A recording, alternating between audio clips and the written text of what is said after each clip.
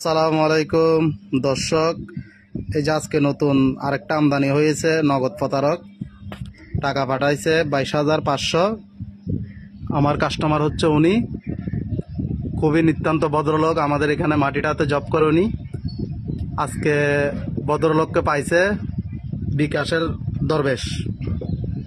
এই যে আমাকে মেসেজ পাঠাইলো 22,500 টাকা, কিন্তু এটা হচ্ছে নিতান্ত একটা ভুয়া মেসেজ। এই যে দেখেন, এই যে মোবাইল নাম্বার থেকে পাঠাইছে 018733914445। ভুয়া মেসেজ। ভাইয়া একটু গিয়া করেন দেন।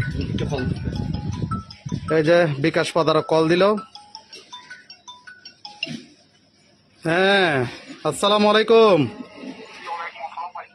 হ্যাঁ ভাইয়া, টাকা পাইছি, কি করতে হবে এখন? কি করব? আরগুলা ভাইয়ের কাছে দিব। আচ্ছা, নাম্বার বলেন। 0133676679। হ্যাঁ, 2221 এজেন্ট নাম্বার।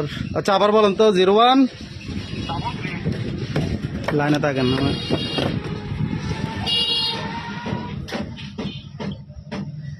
0133679321। তো কিসের টাকা পাঠাবো? তুমি যে কিসের টাকা দিছো আমারে, এটা কেন পাঠাবো আমি? আরে শালার ফুত, এখানে কি টাকা পাঠাইছো? যেটা তো বুয়া মেসেজ।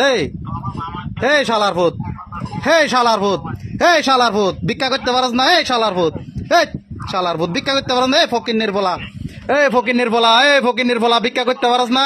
এই ফকির নির্বলা, ভিক্ষা করতে পারস না? এই চুতমারা নির্বলা, এই ফকির নির্বলা।